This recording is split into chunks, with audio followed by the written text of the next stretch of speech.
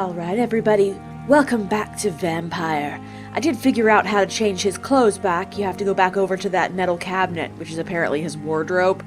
I like this outfit better than the weird bowler hat and overcoat. I like this one so much better. It looks awesome.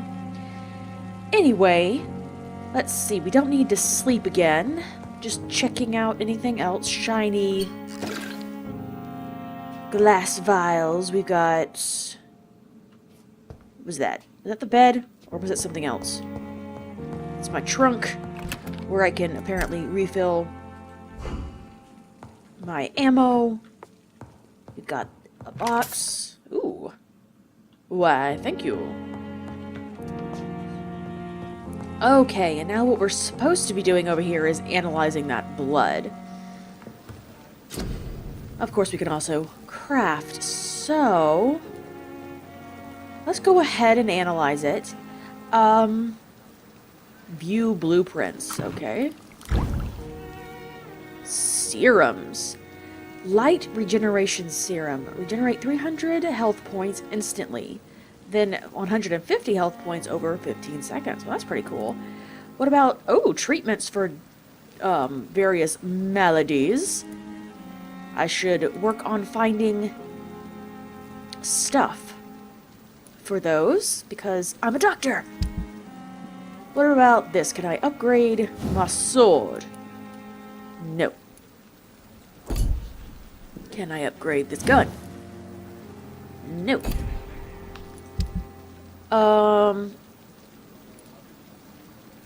Oh, these are things I can recycle.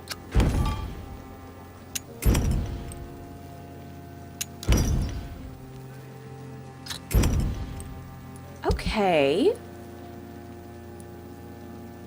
So glass vials are very important for my stuff. Double checking that I didn't get stuff that I will need for this. No. Handles and trigger parts, not exactly. Bishop's blood is much more unstable than human blood and shows extensive mutation. But this is not what happened to me. I must keep on searching. Man. The sun is about to rise. I can feel it. I'll continue tomorrow night. I have so much time now. Yeah, okay. Well, oh, hi. Man, you are super veiny in the face. That's okay. We'll just, you know what? No, I'm not gonna rest. I'm gonna do a little bit more exploring around the hospital before we end tonight. Just to see. I don't want to, like, miss out on something that would only be available tonight, so we're gonna have a little bit of an exploration session. Possibly somewhat boring, but I want to... Oh. My reflection is weird. But I just want to make sure I don't miss anything. That's all. And it's a big place. This is a very big place. Or, you know, it seems like a very big place. So... Ooh, it's a third floor. What's up here? Doors. That's not very interesting. Okay. Oh, it's Dr. Spunsy's office. Not now. Fine. Wow. Rude. It's locked.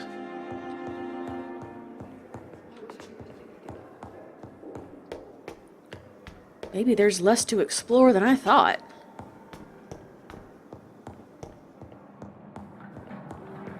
Well, at least maybe we can have a talk with all these people down here. Didn't really do that before.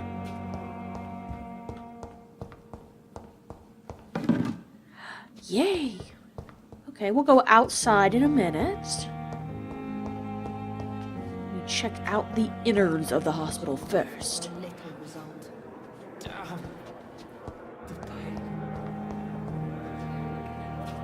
What is that? Just bottles of stuff. Okay, that's the front entrance that I came in. Yes? No? No, it's the side entrance, apparently. Locker! Lockers! It's locked, all right. Why is it locked?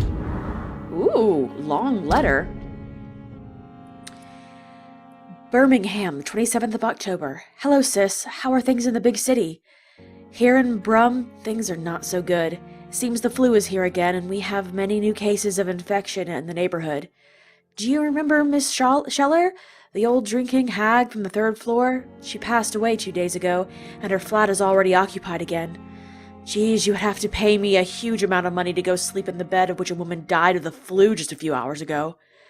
Sorry I did not take time to quickly answer your last letter. Between taking care of little Paul, Mum, and Dad, and my job in the factory, I rarely find time to write to my favorite sister. By the way, my son says hello to his Auntie Pippa. You should see the little bugger, already driving me mad. And Mum says you bring back some of those marvelous cakes the next time you come back home. In your last letter, you told me you thought about quitting your job at Pembroke Hospital. I have to tell you, Pip, you better think twice. There are always jobs at the factory, but wages are shit, and it's boring a day without a shag. Oh, I have a new fiancé, and no, I'm no slut, you moral bitch, you. My goodness. So, if you really want to quit and do something more useful than counting the dead every morning, maybe you better stay in London and join that band you told me about. The Guard, or Priven, something like that. Never heard of them, but if they are, like you said, some sort of civil militia trying to make a difference, then maybe it's a good choice for you. Just be sure to let others go in front. That's how my poor Billy got killed in France, by leading too many patrols. Bloody war. Anyway, come back as soon as you can and give me all the good news before that. I am your affectionate sister, Lucy, Paul, Mum, and Dad. Well, that was sweet. Pippa Hawkins. Okay. We have some information on Pippa. Who were you? Good evening, miss. Whoa. I'm Dr. Reed, the new surgeon at the Pembroke Hospital. And who are you? Your name has no meaning to me, mortal. You're nothing but dust blown by the winds of eternity. I beg your pardon. What are you begging for, mortal? My clemency? Well, tonight maybe I'm inclined to mercy. You'll never forget the night you met Thelma Howcroft. You keep calling me mortal. Why is that? And if I'm mortal, what are you? Well, Dr. Reed, if you must know, I'm a vampire. Oh, that's nice. How's things in London for you? Yeah, let's just, what? And why do you believe you're a vampire? I don't need to believe anything. It is what I am. It is what I feel within this hollow shell of flesh. So, explain that, please? Please, describe to me how you feel. What is it like to be a vampire? I can hear my body crumble from the inside as my flesh cracks and fades. I sense the last pulse of postulant blood within my drying veins. I need new blood. Oh. I see. Have you ever heard of Cotard's syndrome, Miss Howcroft? Never. It's a mental illness discovered by a French neurologist named Jules Cotard. The affected patients are delusional. They believe that they are putrefying, that they are dead, a ghost or a ghoul, or in your case, a vampire. Delusional, you say? Oh, sad and petty mortal. You can't even begin to understand the concept of immortality. And you think it is I who am delusional. Yeah, I do, actually. I'm assuming you must be a patient here. Am I right, Miss Howcroft? It's only a cover. To hide from my enemies. I can leave whenever I want. As a woman, a spirit, fog, or bat. Cool. Who are your enemies? Who are these enemies you mentioned? Can you describe them? I cannot say for sure. But I sense their eyes on me from nearby. I feel them watching me every time I visit the garden near the morgue. The staff here are not your enemy. They're here to help you, to care for you. I'm not speaking of the doctors in white. I'm speaking of the men and women who hunt me. For I am a vampire. I see. Don't worry. These people will not find you here. I'll personally make sure they leave you alone. By Thank killing you, them mortal. all. But do not interfere with them, for you are no match for those that hunt me. Wrong target, new investigation. A new citizen investigation is available. Okay. Citizen investigations are displayed here. You can start a new citizen quest by tracking it with the left mouse button and then accessing your map. Okay.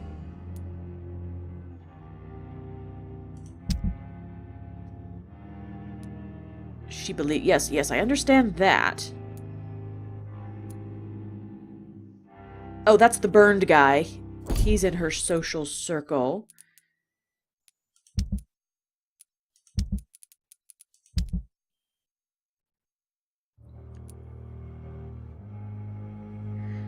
Okay, so we are attempting to find out who is spying on her. Alright then.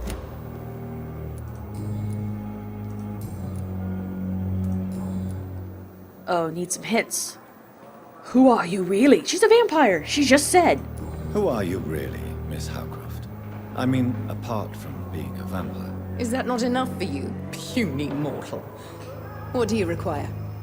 Proof of my powers? I'm curious to know who you were before becoming a vampire. No, such a long time ago, I don't remember.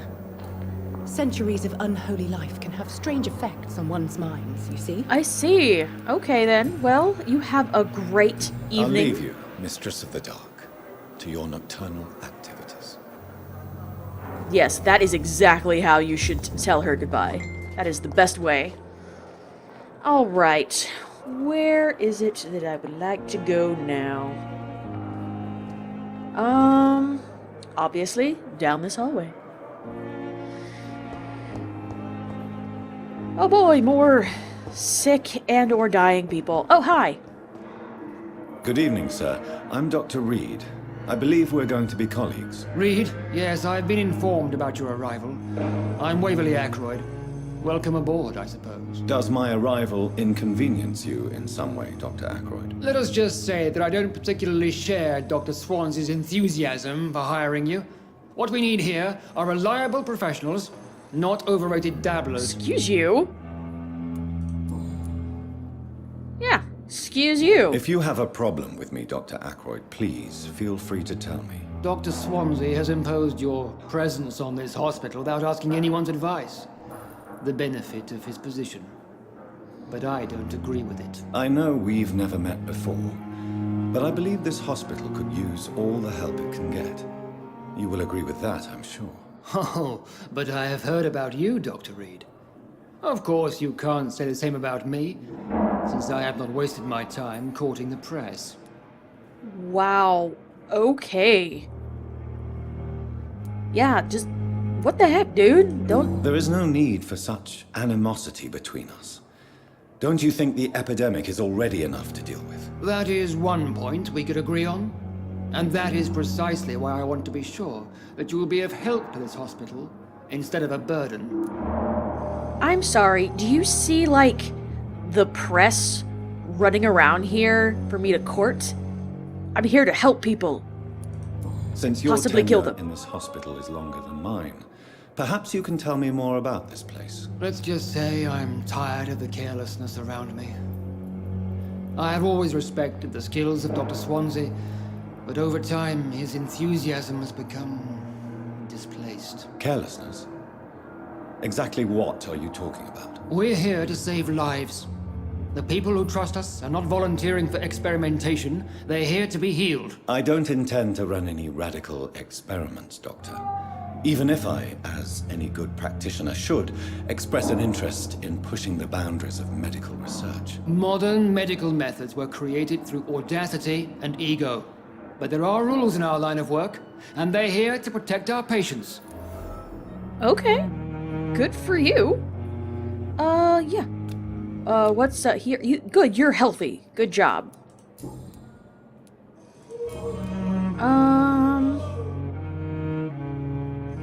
Yeah, what about your military service? It seems you have bad memories of your military service. I refuse to see this industrial slaughter as scientific progress. War only reveals the worst in men. I will We can agree at with least that. agree on something, Dr. Ackroyd. I don't know what you've heard about me, But I have already proved my value as a practitioner. I don't question your skills, Dr. Reed, but your motive. Is it money, fame, or are you truly dedicated? And what exactly is that supposed to mean? I served in the war just like you. But unlike you, I did not use the wounded to play the modern sorcerer. Be careful what you insinuate, Dr. Ackroyd. I only want you to admit you used those men to improve your theories. No reason to justify my... I have saved... You know what? Yeah. I don't know what he did. Quite frankly, I have no idea what he's done. There's been no real backstory about that other than he was in the war. So you know what? Yeah, knowledge is a good weapon. Knowledge has always been and will remain our main weapon. And it has always come at a price. And personal initiative. It is not a question of initiative. It is a question of integrity. These men and women have put their faith in us, Dr. Reed. And again, I don't actually disagree Thank with you this, for your this time. guy. We'll talk later. I just don't really know much background on Jonathan. So I cannot make a great assessment. Oh, excuse me, hello. Good evening, Doctor. I believe we're going to be working together. Dr. Reed. Dr. Swansea informed us of your arrival, but I could not dare to believe we'd have such good fortune. Such an honor, sir. Oh, I like you. Thank you.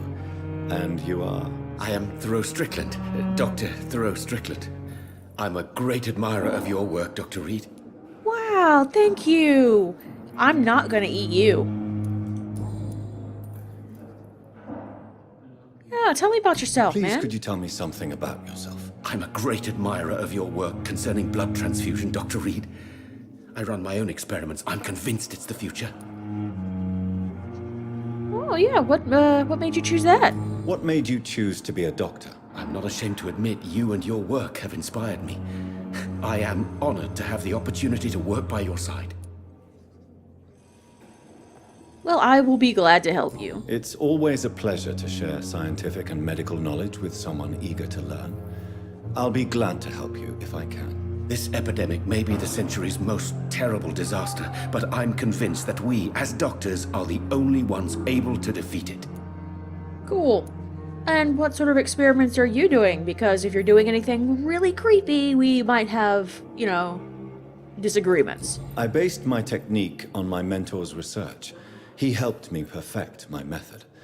What is yours? I'd rather not talk about it. For now, it's just theories and first approach. My process is purely experimental and unsuccessful. As long as you're cautious and methodical, you may remain empty-handed, but you won't fail.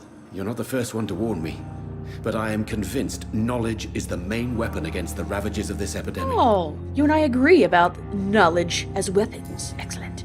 Yeah, and what's up with that guy? What do you think of Dr. Ackroyd's aversion to modern medical methods? It's a shame he's so narrow-minded. Dr. Swansea taught me that science is about exploring uncharted territory. I'm convinced that's true. With the influenza and all that's going on, you should put your differences aside, don't you think? Why is it so difficult to work together? I believe that if Dr. Ackroyd had been the one to discover the transfusion process, he would be the first to recommend its use. So you believe it's just a question of jealousy and pride? Dr. Ackroyd is as proud as he is blinded by his obsolete concept of medical science. I see. Well, what's it like here, What then? can you tell me about the Pembroke? Well, it has always been an honor to work with Dr. Swansea. But with your arrival, I can't think of a better opportunity to learn about blood transfusion. Man, you are my first fanboy. Yeah, you're pretty dang optimistic. You seem quite optimistic. It's a rare and precious attitude in these difficult times. I'm convinced that this epidemic is a test of endurance and dedication for us men of science. Questions remain about our capacity to resolve the situation. True. Last summer, during the first wave of the epidemic, I used to joke with Milton about the extra work. We're not smiling now. No, I would imagine not. Do you need help with anything in particular? Well, yes, maybe. I'm waiting for a batch of products I ordered for my personal research, yet my supplier seems to have vanished. Do you want me to play the errand boy for you? Oh no, Dr. Reed. But if you went personally to his shop, what with your reputation and all, he wouldn't dare to refuse the products I need. I see. Well, give me the address, for I may pass by if I have time. Ooh, I have new investigations. What about some personal questions for you? Yeah. Please tell me about this? Tell me more about your willingness to experiment with new medical techniques. Harvey Fiddick is a patient suffering from a severe injury that could cripple him if not treated correctly. I'm convinced your blood transfusion technique could help him. What is it you really want? To save him, or to prove your point? Fair question. I want nothing but to save my patient, Dr. Reed. Especially since I know Mr. Fiddick's story. Oh, and, tell me his story, please. Tell me Mr. Fiddick's story. Our first diagnosis was compromised because Mr. Fiddick lied to us about the real origin of his injury. He first claimed it was an accident. But why would he hide such crucial information from us? Because he is a proud father, ashamed of putting his children at risk because of his own negligence. Oh. Yeah, but you really do. You need to remain neutral This about it. personal involvement could also appear to be a lack of impartiality. You must know that a good surgeon must remain neutral. I agree. But that does not excuse Dr. Ackroyd's behavior, a man who did not even take time to converse with his patient. Do you think keeping his distance was a mistake? All I know is that I'm taking care of human beings with desires, hopes, and fears. Not some biological machine comprised of blood, bones, and flesh. I like you. Good job for being healthy. Goodbye, Dr. Strickland. Okay, I like that guy. What can I do for you, Doctor? Oh, hi, Dorothy. What kind of man is Dr. Swansea? Well, you accepted the job from him. I thought you would have known about your Okay, I've already had this conversation. It's right to assume Dr. Swansea knows far more about me than I do about him. You'll get to know him soon enough, and better than me. The administrator has better things to do than mix with us. Well. Okay, then. Thank you, Nurse Crane. Ooh, what's that? Is that something? No. Alright, we got...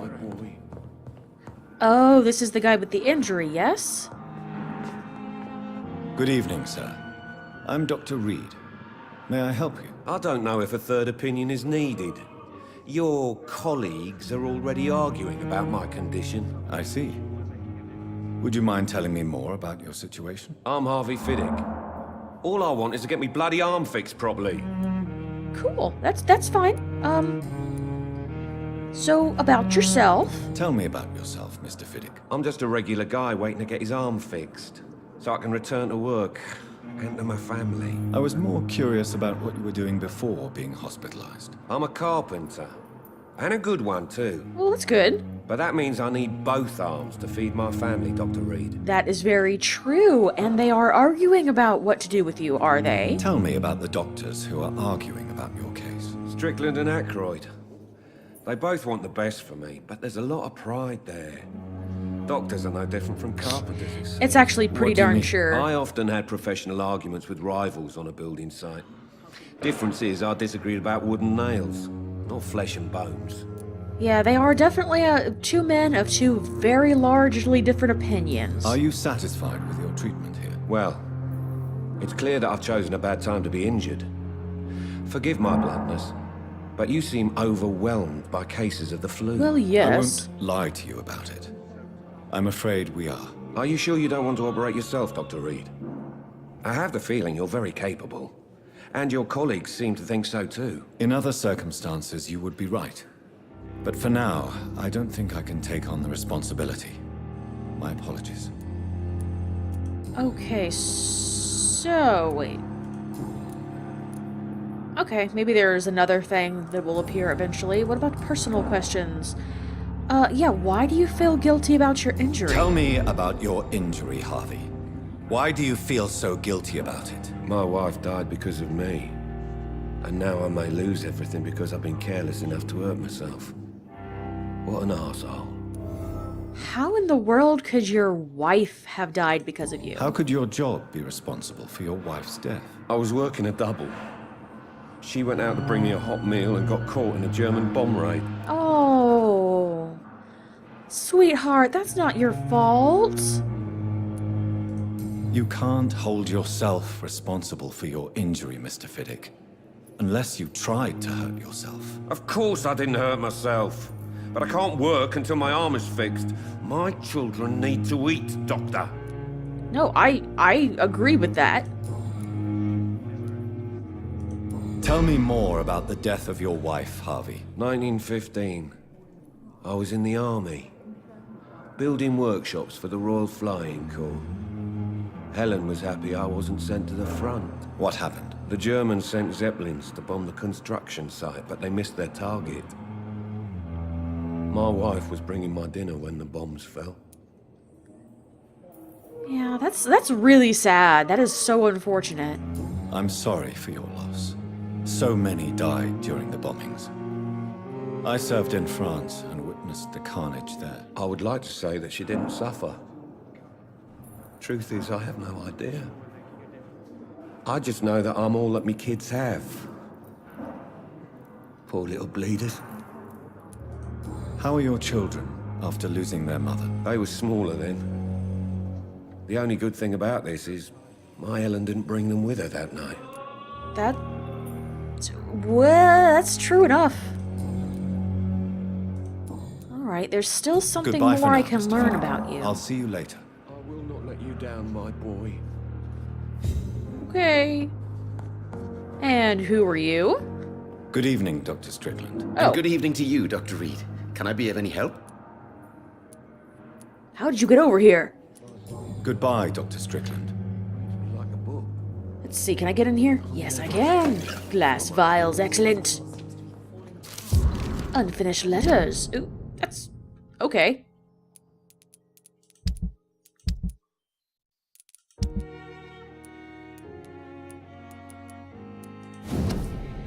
My dear children, sorry I did not write to you before, but it hurts like hell just to write these few words on bloody paper. Don't worry, Daddy will go out of the hospital as soon as the doctors fix his arm. In the meantime, if you need something, go see Mr. Chadwick at the construction site and tell him you are Harvey Fiddick's children. You remember Robert Chadwick, the big guy with the mustache who helped me repair the house doors last spring. Go see him and ask for a few bob. He won't refuse to spare you a few. I'm sorry I can't work anymore for now, but we'll figure out something as soon as I'm out. Don't worry, everything will be fine as soon as Daddy's arm is strong again. As soon as the doctors have my arm fixed. Okay, so we got one last thing. Good evening, Mr. Fiddick. Good evening, Dr. Reed. Any news about my operation? You seem worried about the safety of your family. And it's obviously the reason why your wound troubles you so much. I cannot give up on my children now. They both need me living. What about their mother, if I may Wait, ask? we already She did died know in that. 1915 during one of the first Zeppelin raids. We never found her body. Okay. Goodbye for now, Mr. Fiddick. I'll see you later. Sweet girl. All right then. Like a Well, book. I never could keep anything from her. okay. Oh, what's this? Due to the influenza, the hospital can no longer take any patients. Oh, that's so depressing. Okay, so this is another... Oh, trash can. Let's go root through it. Excellent.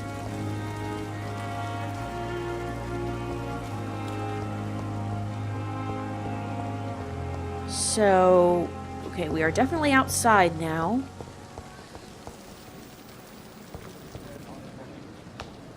Don't want to leave just yet. I will not let you down, my boy. Got another door. I'm sure, I think, did we already look out this door? Oh, who are you? Thelma Howcroft said she was being watched by vampire hunters. Where are they hiding? I should investigate. Okay. I'm sorry. It's locked. And you must be very angry about this unfair situation. I managed to arrange to have you buried in the same mass grave as your wife. I hope that might help. It's locked, all right. Okay. Oh, excuse me. Hi, how you doing? No, let me in. Good evening. I'm Dr. Reed. Always a pleasure to meet a colleague, sir. Especially when he was supposedly dead. A colleague. Are you a doctor too? Not anymore, sir. I used to be Dr. Rakesh Chadana. Now, I'm just Mr. Chadana, pawnbroker and humble guardian of this morgue. What do you mean, you used to be a doctor? Was your license revoked? No, sir. It is just that I like to be precise. I run a little pawn shop while taking care of the dead. But I used to be a real doctor. Okay. Oh, I can buy stuff from you. How's your health? Pretty good. You work alone here? Do you work here alone? Yes, very easy work, sir. All I have to do is watch a few bodies. The situation was very different when the main morgue was still open. Why do you have to watch the bodies? Why do you have to watch these bodies? Because these poor fellows have no names. We keep them in case someone comes looking for the missing. Sadly, very rarely happens. Oh, that's unfortunate. Why close the hospital's main morgue? It was for sanitary reasons after the beginning of the epidemic. Cadavers had to be moved to the nearest mass grave. Oh, ugh. Yeah, have we met? Have we met before? I don't think so, sir. Why? When we first talked, you said you were glad to meet me since I was reported dead. Funny story, sir. Your sister came here a few nights ago. You were missing, and she was looking for your body. She must be very relieved now. Yeah, she's super relieved. Are you afraid or uneasy being surrounded by so many corpses? Why should I? These bodies are empty vessels. Flesh left to decay. Poof. No soul anymore. All gone. That's how zombies happen. How did you get this job? After I left the army, I worked as an undertaker down by the docks. A dangerous place with many an unpleasant business there. Milton Hooks helped me get a job here. Oh, well, that's nice. But yeah, a lot of people, especially, in certain times, are terrified of dead bodies. An interesting point of view. And quite an exotic one, too. Most people fear, or at least have a respect, for dead flesh. Sir, as a medic during the war, I learned to face my death and the death of others. It's the pain we have to tame, not death itself. Oh. Well, that's very interesting. I like that.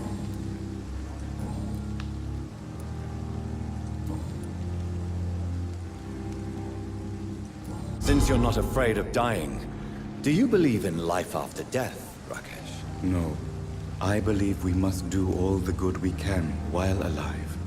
For our time is short, and the obstacles are endless. Well, you seem Do to you be a think good you would man. enjoy immortality as a concept? I don't think so. Don't mistake me. I love life, and I'd like to live a long life. But everything has to decay, sir. Even goodwill. Huh. Goodwill won't last? Do you really believe goodwill cannot last? As I said, sir, everything decays.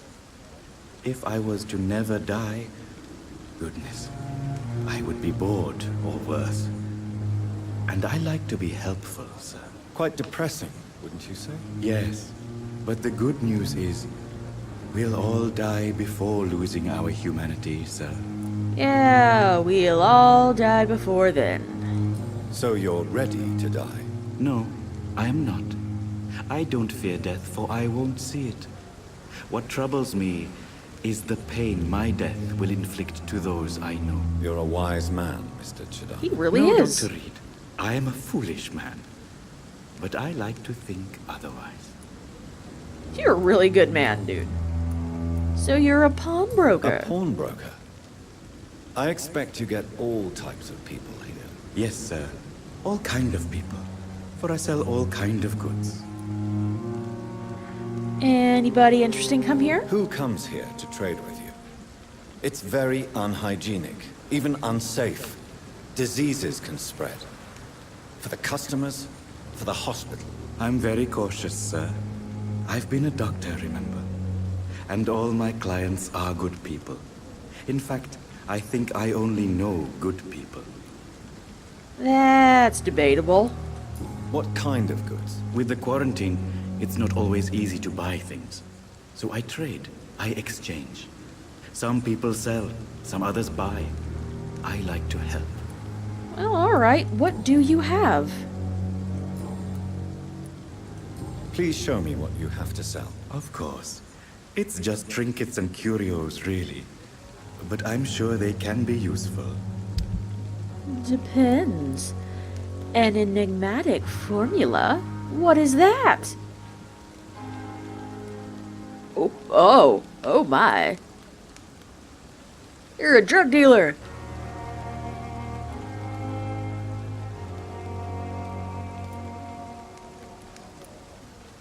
I'm curious about this enigmatic formula.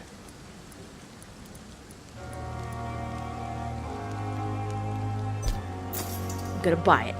Probably shouldn't. Could you go back in here? I want to go in there. Sir.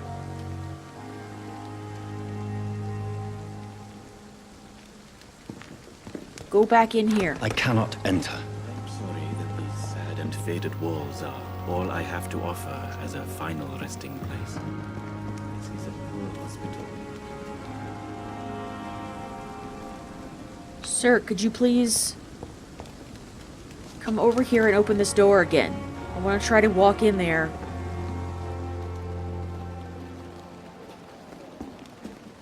Come on. Come on. That's good. You do that. You walk in that room. Open it up. Oh, that's just stupid. I'm sorry you ended up on my plain and cold medical bench, sir. Oh, hello, body. Dear love, I finally found the missing money for the fee asked by the ambulance driver to bring you to the hospital. Don't worry about nothing now except getting better, for I took care of everything. I asked some of our neighbors and they told me that this Mr. Hooks is something of an honest crook. He may ask for extra money in exchange for a bed, but the bed is then oh, crap.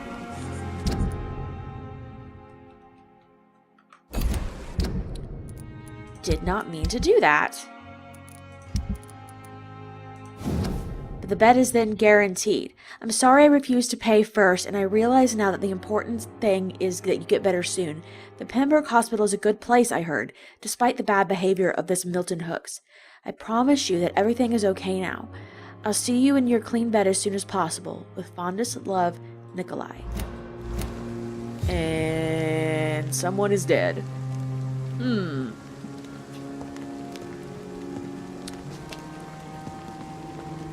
Well then, what's going on with Mr. Hooks?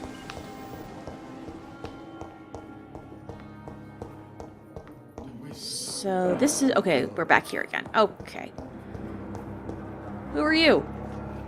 Good evening, nurse. Good evening, Doctor. Oh, you're Pippa. I don't think we've been introduced yet. My name is Pippa Hawkins. And I'm Dr. Jonathan Reed. Dr. Swansea has recently offered me a position in this hospital. Well, it's a euphemism that your help will be appreciated, Doctor. How's everything here? How would you describe the situation at the Pembroke Hospital? It's serious. The flu is wreaking havoc amongst the staff and patients. We are running out of everything. Stop looking directly at the camera, lady. Look at Jonathan. He's talking to you. Get a grip. Nurse Hawkins, the Spanish flu won't last forever. Even the Black Plague didn't kill everyone. I wish I could believe you. But what if this epidemic was worse? What if in the end, nobody was spared? Yeah, okay, get a grip. You must get a hold of yourself, nurse. Sorry, I'm exhausted. No one has any idea when this epidemic will be over. Seriously, lady, stop staring right at me. How long have you been a nurse? Well, long enough to see that the epidemic is winning. And no matter how qualified you are, don't tell me you'll change that. Well, I'm gonna change it. Yeah, change your attitude. I don't like your attitude, Nurse Hawkins. Pessimism can be as lethal as the epidemic in times like these. Sorry, Doctor. I don't want to sound bitter, but I'm just too tired to give a pep talk like Nurse Brannigan. Well, how is the rest of the staff coping? How is the Pembroke staff coping with the epidemic? Well, not well. Milton, the ambulance driver, is even more grumpy than usual. That I will believe. Especially concerning doctors. Why? Why is Milton grumpy on a daily basis?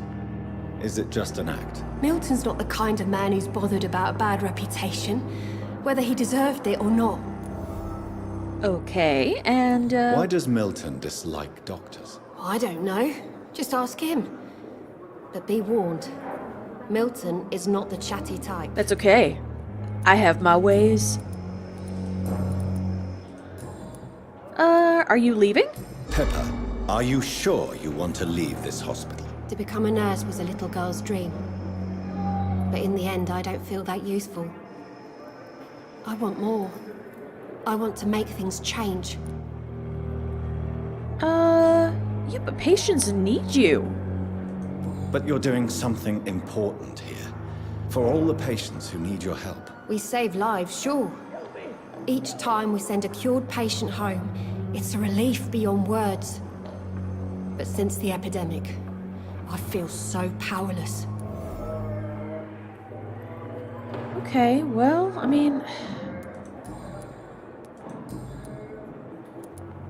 What's newly available? Where'd it go?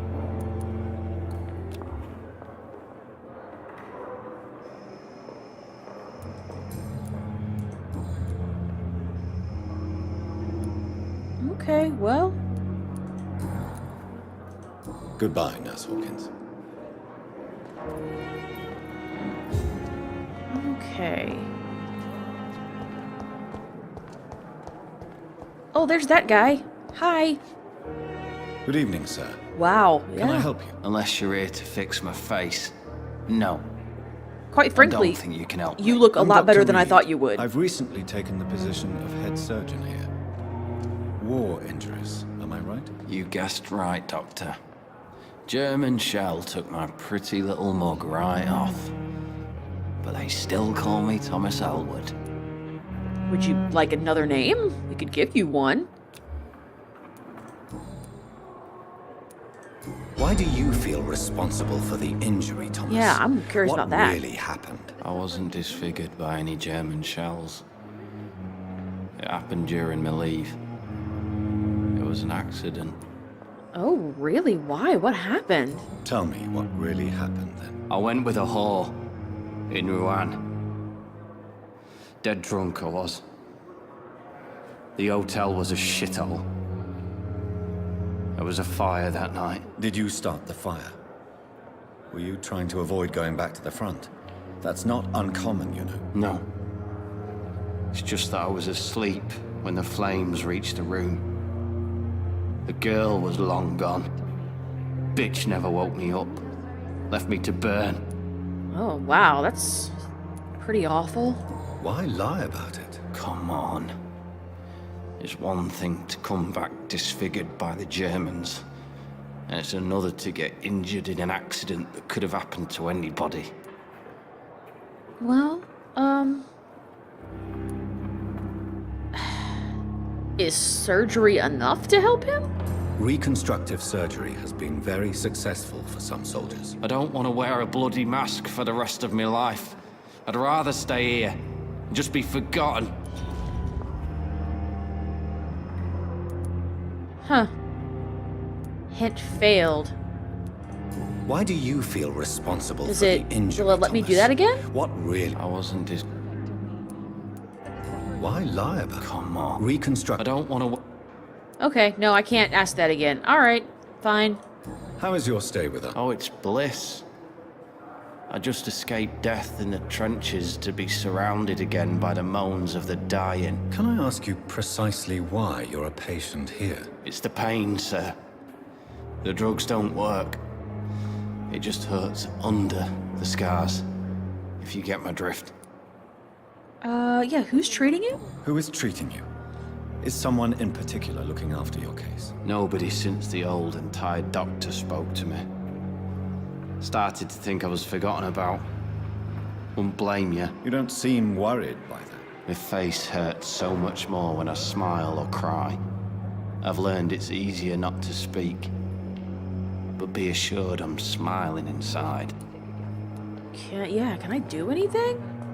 Can I do anything for your pain? Nurses gave me a bunch of pills. No effect. Told you. It's like the flames are under my skin, burning away. That is super unfortunate. I am sorry. Yeah, what about, that lady? How close are you to Miss Horcroft?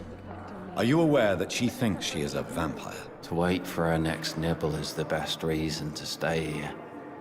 Every time she approaches my bed, she treats me like something tasty. A normal person. Aren't you afraid? She may hurt you if the game goes too far. She's quite harmless, I can assure you. Her head's broken inside is all. While I'm busted on the outside. But she's still beautiful. Living proof that there's hope for me. Aww. You just let her bite you? So do you let her bite you? You know that's not sanitary. And why not? She's only supping a few drops of me blood. And the pain, it's real for once. She could decide to bite less willing patients. Then it's another good reason for me to stay here, Doctor. Well, I mean... I can't argue with that, actually. You do realize she's mentally disturbed. It's called the Cotard syndrome. She truly believes she's a vampire. In her madness, she never refers to my scars. And frankly, if I could, I'd join her world. It seems much more fun than the real one. Okay, then.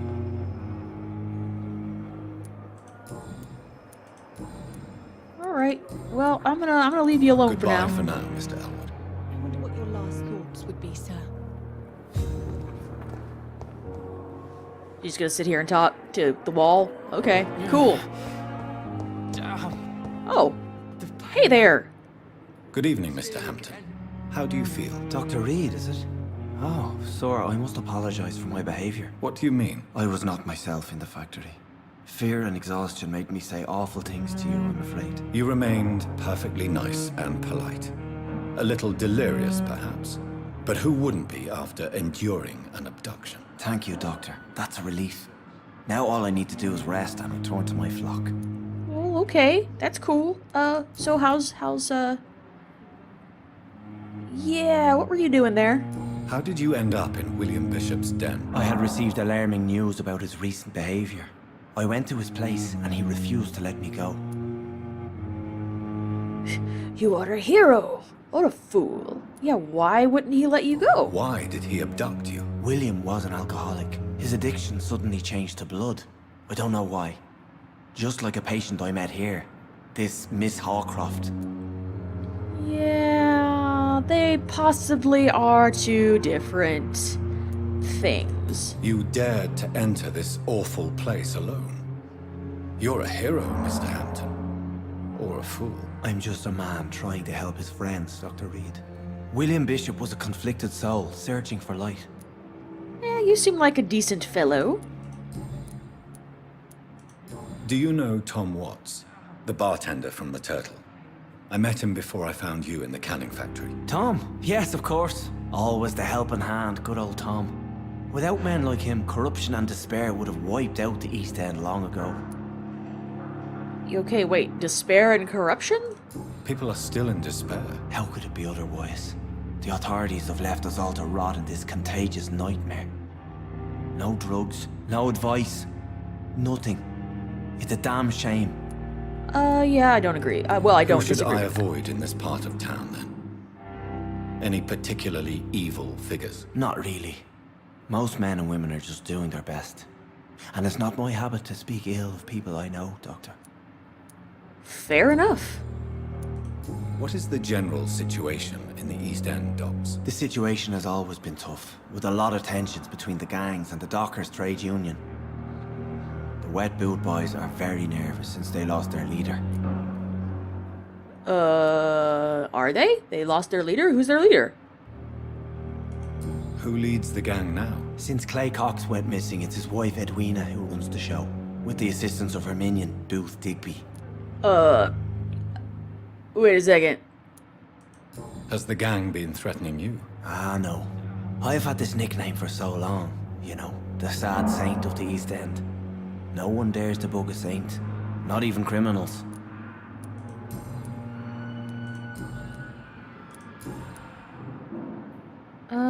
What do you do for a living? It's very obvious what he does for a living.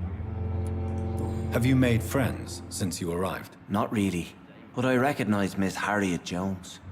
I knew her when she lived by the docks.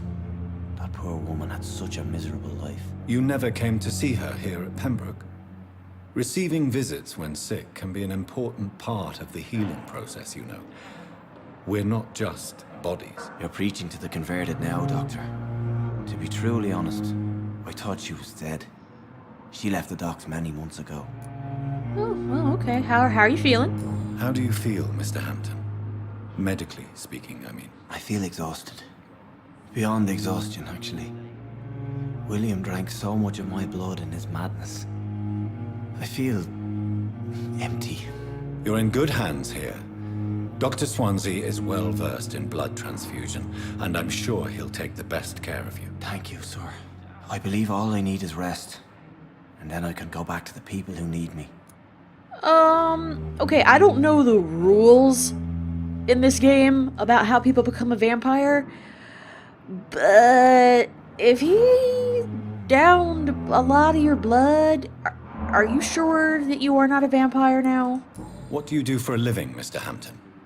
I can't help but notice the cross around your neck. I manage a night asylum for the poor and homeless of the docks, and I try to guide the lost and hesitant on the right path to our Lord.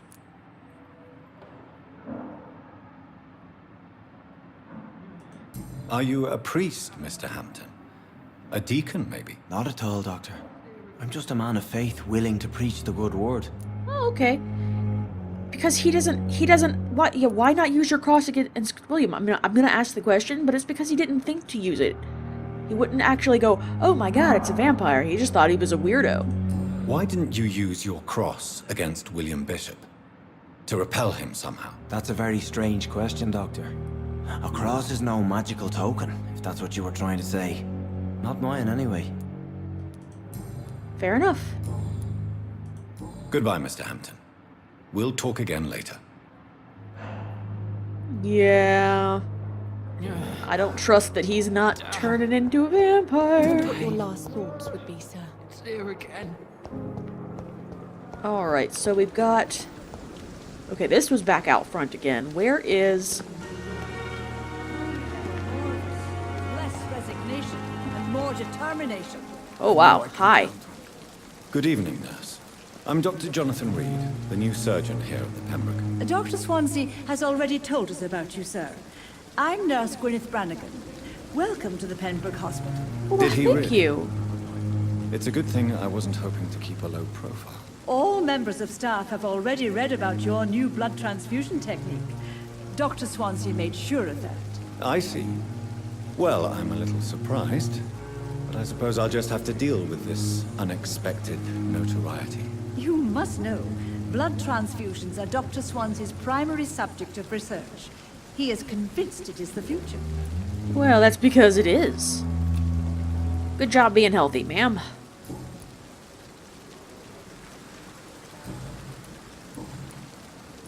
Okay. How are things here? Not good, to say the least. We're struggling against an invisible enemy, more lethal than any bullet from a gun. It's hard, Doctor. I love how these are questions. You're a doctor. You know exactly what she's talking about. An invisible enemy. Quite a poetic term for a disease, especially from a nurse. Sorry, Doctor. These last few weeks have been exhausting. We could all do with a good night's sleep. I will agree to that. Everyone should get a good night's sleep. Do you think this hospital can survive the epidemic? We are all volunteers here, and we're trying to hold fast, but how do we beat an invisible killer? Some nurses have already resigned. Okay, you too. Stop staring at me. I'm not familiar with all the staff yet. Perhaps you could But help I'm me. familiar with many of them. Most of them. Dr. Swansea has a gift for recruiting talent. Most of them. Is there a problem I should know about? Oh dear. It would be inappropriate for me to speak ill of a colleague. Anyone that stands out, though. Is there anyone that stands out? Well, I have never met someone as dedicated as Dr. Tippett. He should be a standard for us all here. If only he were younger. Why should his age be a problem? I guess it's fair to say he's always pushing himself to the limits. He just doesn't know when to stop and get some rest. I see. I don't think I've met him. I think that's the guy who was standing right here you were talking to. Nurse Brannigan, if you do know something, please tell me. Anything you say will be held in confidence. No. I may disagree with some conduct, but in the end, everybody is doing their best. Okay, fine, fine. Goodbye, nurse. Call me if you need assistance. Where did he go? Perhaps Oh, I should have there he considered the is. offer from that cabin.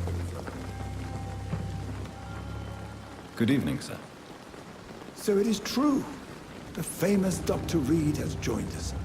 I can't think of any better news during these terrible times. Do we know each other? Actually, yes.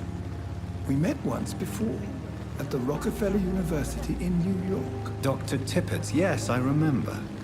I was assisting Professor Carell in his research about coronary bypasses. He had nothing but praise for you. He was also very confident about your future. And look at you now. Eminent surgeon and blood transfusion specialist. Yay! I like you already. Yeah, you are exhausted, sir. You're exhausting yourself, Corcoran. Maybe you should think about preserving your strength. No. We must keep on healing all those poor souls. We are the last rampart before chaos. Once more, unto the breach. Yeah, Nurse Brannigan is really worried about you. Nurse Brannigan is worried about you, Doctor. She should not have told you that. I will have a word with her. You don't have to blame her for her honesty. I'm not that kind of man, my dear Jonathan. Actually, Nurse Brannigan's opinion is the only one I may listen to. Well, then good. Go get some rest. What is the Pembroke Hospital situation? And please, speak freely.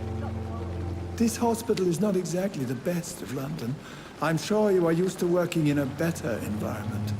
I'm used to a lot of things, but I'm gonna have to get used to many more. So, people are definitely more important. It's more than enough.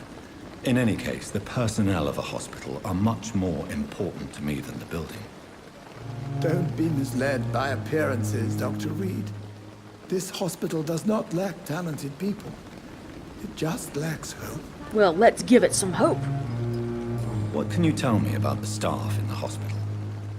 Some are really good, and others are not so good. But during this troubled period, there is no time for slander. I prefer to focus on the positive character traits. Okay. Tell me more about cherished people, then. Nurse Brannigan is a pearl. She is the most helpful and dedicated nurse I've ever worked with. A clever and cheerful woman. You really seem to admire her skills. I'll go even further. If she was a man, she would be a damn fine practitioner. Really? Really? Okay, fine. I will grant that this is the time period. Any opinion about the management? I don't always agree with Dr. Swansea's reserve, but I must admit he does all he can to keep this facility running during this crisis. Ah, yes, the burden of command. I was fed up with this concept while serving as a medical officer. Don't get me wrong.